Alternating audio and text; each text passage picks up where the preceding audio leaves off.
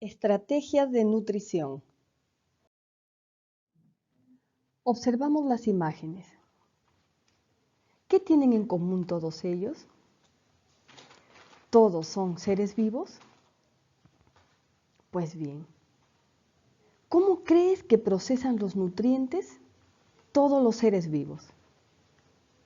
Por ejemplo, una planta, y es el caso también de algunas bacterias como las cianofitas. Ellas elaboran su propio alimento. ¿Y cómo lo hacen? A través del proceso llamado fotosíntesis. ¿Y los otros seres vivos? ¿Podemos elaborar nuestro propio alimento? Pues no es así. Los demás seres vivos hemos desarrollado diferentes estrategias para poder alimentarnos. Entonces, ¿cómo crees que es el sistema digestivo de los animales vertebrados e invertebrados? ¿Tendrán los mismos órganos que el ser humano? ¿Qué creen ustedes? Para ello, nuestra competencia es la que ustedes tienen aquí. Y el propósito de la sesión. Sustenta que los animales y el hombre utilizan diferentes estrategias para realizar la función de nutrición, elaborando un cuadro comparativo y ustedes lo van a presentar de manera virtual.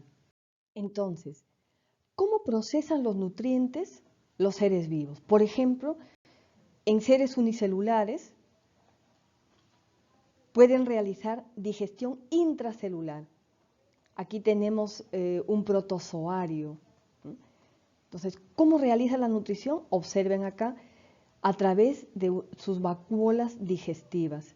Pueden ver en la imagen cómo engloba al alimento y lo incorpora dentro de ella.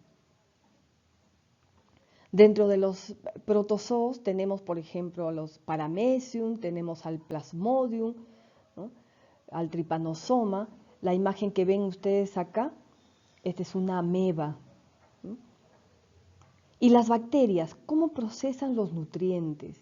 Ellas lo realizan por absorción, ¿sí? Se observa entonces absorción de sustancias disueltas. ¿Por qué son saprofitas? Sapro, del griego sapros, que significa podrido, fitos, planta, que obtiene su energía de materia orgánica muerta. Así ocurre. Lo mismo en hongos. Por ejemplo, este hongo que ustedes observan en la imagen inferior tiene unas estructuras llamadas micelios. Entonces, los hongos se nutren por absorción. Se llama nutrición saprobionta. Para ello, utiliza los micelios. ¿Ven? Los micelios están ubicados, en este caso, en la zona inferior, ¿ven?, hacia la tierra, y de allí absorben los nutrientes. ¿Cómo es la digestión en animales? En los animales generalmente hay ingestión, hay digestión y eliminación con procesos complejos. Se denomina en este caso nutrición heterótrofa de tipo holozoica. En este caso se puede dividir a los animales en tres grupos. Aquí tenemos el primero de ellos. Digestión sin aparato digestivo especializado. Aquí se nutren de manera intracelular. Es el caso de las esponjas marinas. Las esponjas marinas pertenecen al grupo de los poríferos. Ellas tienen, observen allí, una cantidad de coanocitos. ¿Qué son los coanocitos? Son células flageladas para captura y digestión parcial de los alimentos.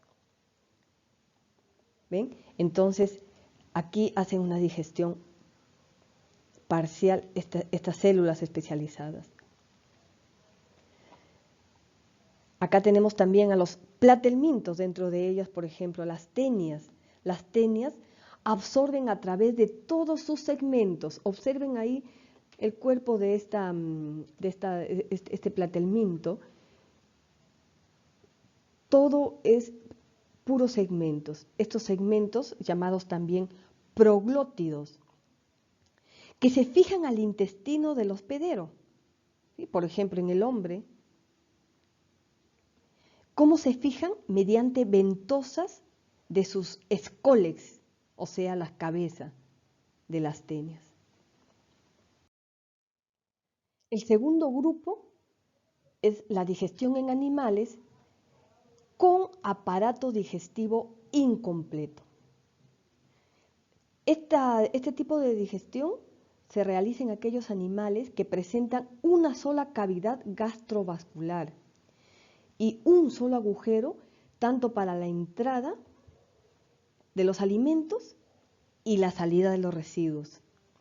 Aquí tenemos a las medusas e hidras que digiere en su celenterón y en su gastrodermis. Observen allí. Una sola entrada, ¿ves? Funciona como boca y ano. Y en la imagen de la derecha, a las planarias que tienen una cavidad digestiva ramificada y la boca y faringe a modo de probóscide, o sea, en forma de trompa. Y el tercer grupo, digestión en animales con aparato digestivo completo. Es el caso de la mayoría de los animales, desde nemátodes hasta cordados. En este tipo existe una entrada o boca y una salida de residuos o ano, independientes. Es el caso de los nemátodos. Los nemátodos son gusanos redondos. Aquí tenemos la lombriz intestinal, el oxiuro, la triquina, por ejemplo. Entonces, estos seres, por ser parásitos, tienen faringe succionadora y boca con 3 labios. Y en esta imagen de la derecha tenemos a los anélidos. Se les llama anélidos porque son gusanos segmentados, esos segmentos en forma de anillo. Ejemplo, tenemos aquí la lombriz de tierra, la sanguijuela. Los anélidos poseen dilatación esofágica. Observen la imagen, cómo se dilata el esófago a modo de buche. Además poseen molleja y un intestino con muchos pliegues espiralados llamados tiflosol. Esto acelera la absorción. Este tipo de digestión también lo presentan, por ejemplo, los moluscos. Se llaman moluscos porque poseen el cuerpo blando con pie para locomoción. Pertenecen a los moluscos los caracoles, choros, lapas, pulpo, el calamar. Los moluscos tienen, además del tubo digestivo, glándula anexa o hepatopáncreas. Observen allí en la imagen. Esto les ayuda en el proceso de digestión. Presentan los cefalópodos y gasterópodos una lengua raspadora o rádula. Y en la imagen derecha, los artrópodos. ¿Por qué se llaman artrópodos? Porque tienen las patas articuladas y poseen un exoesqueleto. El esqueleto está afuera. Ese exoesqueleto está constituido de una molécula orgánica, de moléculas orgánicas llamada quitina. ¿Quiénes pertenecen a los artrópodos? Por ejemplo, los arácnidos, los crustáceos, los insectos, los milpies, ciempiés. Entonces, en ciertos artrópodos, por ejemplo las arañas e insectos, puede observarse digestión externa y tubo digestivo complejo. Los equinodermos se llaman así porque tienen piel espinosa. Los equinodermos tienen boca inferior y ano superior. Es el caso, acá tiene la imagen izquierda, las estrellas de mar. Pueden colocar su estómago al revés para digerir ostras dentro de su propia concha. Y la imagen de la derecha, el erizo de mar. Tienen un aparato masticador o linterna de Aristóteles. En los cordados. ¿Por qué cordados? Cordado con notocordio. ¿Qué es el notocordio? Es una forma primitiva de cartílago. Sirve como esqueleto axial del embrión. Es una estructura embrionaria común en todos los cordados. Aquí estamos todos los mamíferos, incluidos el hombre. En la mayoría, como en nosotros, este notocordio se osifica y constituye la columna vertebral. En los cordados existe en todos los casos aparato digestivo similar, con tubo digestivo, boca, esófago, estómago e intestino. Y además glándulas anexas. En el caso de los peces y las aves, no hay glándulas salivales. Los peces cartilaginosos, por ejemplo, tienen válvula espiral intestinal que aumenta la superficie absortiva.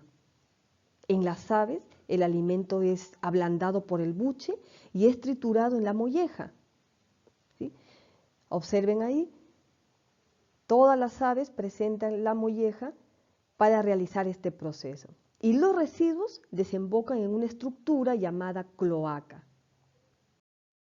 Los mamíferos tienen la longitud intestinal variable. Esto depende de su alimentación. Por ejemplo, los fitófagos o herbívoros, acá tenemos, por ejemplo, un caballo, un herbívoro, tienen el tubo digestivo relativamente largo. Los carnívoros, la imagen de la derecha, por ejemplo, tenemos acá un perro, tienen el tubo digestivo corto. Y los omnívoros, o sea, los que comen de todo, tienen el tubo digestivo intermedio. En los rumiantes, ¿quiénes son los rumiantes? Pertenecen los bóvidos, ¿no? Los bóvidos, por ejemplo, el bisonte, las cabras, las ovejas, el toro, vacas, ¿no? ¿Quiénes más pertenecen? Los camélidos. Los camélidos tenemos las vicuñas, alpaca, llama, el guanaco, el dromedario, camello, ¿no? Los cérvidos, los ciervos y las jirafas. Todos ellos son rumiantes. Ahora, los rumiantes tienen estómago con 4 cavidades: panza o rumen, bonete o retículo, libro y cuajar. Aquí van a procesar el alimento, por lo tanto van a existir los jugos, las enzimas, ¿sí? En el caso de los camélidos, ellos carecen de libro. Entonces, en este caso, la celulosa es degradada por bacterias que habitan en su estómago. Estas bacterias realizan el mutualismo. Ahora, recordemos que todos los herbívoros, incluidos los rumiantes, son los que se alimentan de hierba. Y los vegetales están formados por células que tienen pared celular. Esa pared celular está hecha de celulosa. Nosotros, por ejemplo, no tenemos enzimas que pueden digerir esa celulosa. ¿Ven? Ahora, ¿por qué se llaman rumiantes? Porque rumian, ¿sí? Digieren los alimentos en 2 fases.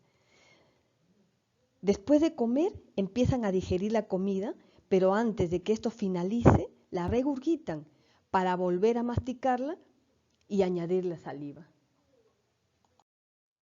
Y la digestión en el hombre. Comienza en la boca con estructuras que tenemos allí, la lengua, los dientes, que ayudan en el proceso, y glándulas importantes, como las glándulas parótidas que se encuentran a cada extremo de la cara, las glándulas sublinguales debajo de la lengua, las glándulas submaxilares debajo del maxilar, son glándulas que van a secretar una sustancia llamada saliva. Entonces, todo ello ayuda a formar el bolo alimenticio. En la saliva encontramos una enzima importante, la amilasa salival. Y aquí es donde comienza ya la degradación de las moléculas orgánicas llamadas carbohidratos. El bolo alimenticio luego pasa al esófago, pero a través de la faringe. La faringe es una vía digestiva y respiratoria a la vez. Entonces, hay una parte de la faringe que es la orofaringe, que es la porción digestiva. Pasa el bolo alimenticio a partir de allí, de la faringe, hacia el esófago. En el esófago comienza el peristaltismo. El peristaltismo son movimientos, ¿no?, que hacen que ocurra la deglución del bolo alimenticio, para pasar hacia la siguiente porción llamada estómago.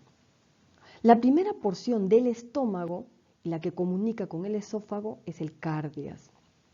Y tienen las otras porciones, el fundus, cuerpo, antro, el píloro, que allí se comunica con la siguiente estructura del tubo llamado duodeno. Entonces, hasta el píloro, desde cardias a píloro, estamos hablando del estómago. Acá existen varias glándulas que ayudan en el proceso de digestión. Por ejemplo, tenemos las glándulas cardiales, ¿no? Secretan mucus, que son glucoproteínas, constituyen lubricante y antiácido. La glándula fúndica secreta pepsinógeno, convirtiéndolo en pepsina, que hidrolizan proteínas desdoblándolas en péptidos. Aquí se secreta el factor intrínseco que hace posible la absorción de la vitamina B12, ¿en dónde? En el intestino delgado. Las células mucígenas secretan mucus, que también es protector de la mucosa de esta estructura del estómago. Encontramos las glándulas pilóricas. Las glándulas pilóricas secretan mucus y la hormona gastrina, que estimula la contracción del estómago. Aquí en el estómago, el jugo gástrico, a diferencia de todas estas sustancias mucosas que protegen la mucosa del estómago, el jugo gástrico es una secreción que tiene un grado de acidez muy bajo. Dentro de las medidas del pH está en 1.5. ¿Qué significa? Vamos a comparar con el ácido muriático que tienes en casa para limpiar los baños, los sarros que no quieren salir. Se utiliza el ácido y cuando abres la botella el olor es muy fuerte. Así como ese ácido es el jugo gástrico del estómago. ¿Por qué? Porque aquí en el estómago es donde comienzan a degradarse, a desnaturalizarse las proteínas. La pepsina inicia la digestión de las proteínas. En el estómago se absorben algunas sustancias como agua, iones, ¿no? A las personas que beben alcohol, por ejemplo, aquí en el estómago comienza la absorción del alcohol. También de algunos fármacos como por ejemplo la aspirina. Continúa otra de la porción del tubo digestivo, el duodeno, que es la primera parte del intestino delgado. Entonces, el duodeno, importante porque aquí en esta porción van a desembocar conductos que vienen de las glándulas anexas, como por ejemplo el hígado, el conducto colédoco, y otro conducto que es el conducto de Wilson, que es el conducto que viene desde el páncreas. Desembocan aquí en el duodeno. Continúa entonces la digestión en el intestino delgado. Miren ustedes la porción y el tamaño del intestino delgado. Se ha hecho un corte para que ustedes puedan observar las microvellosidades que presentan, que les permite la absorción. Toda esta porción de intestino delgado, ¿por qué no se desparrama? ¿No? ¿Por qué está ahí en un solo lugar? Fíjense que esto está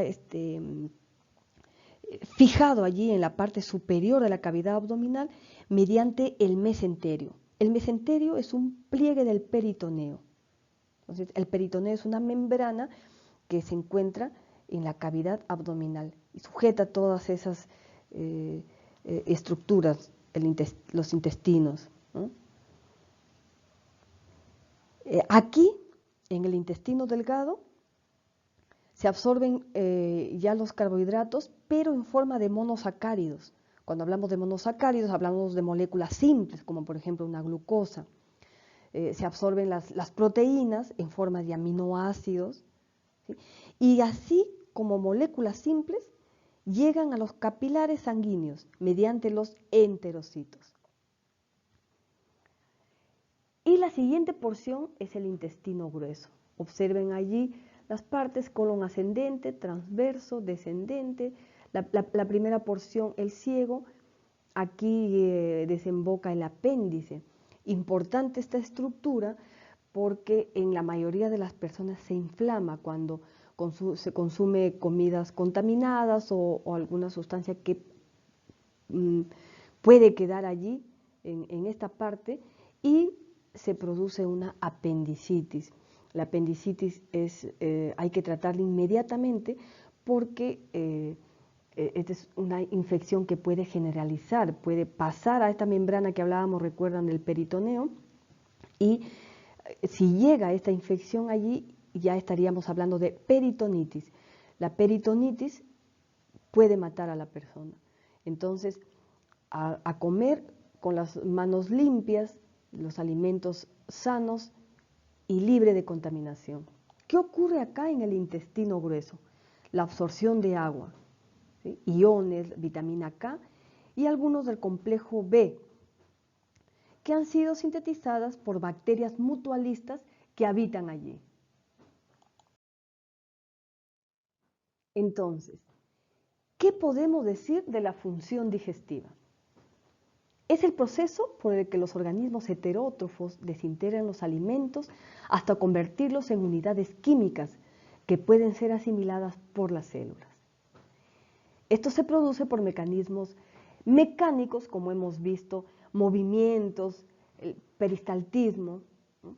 Movimientos musculares y también por mecanismos químicos. Vemos que ahí participan las enzimas, las sustancias secretadas por las glándulas, en fin. O sea, procesos de hidrólisis donde intervienen las enzimas, como decimos.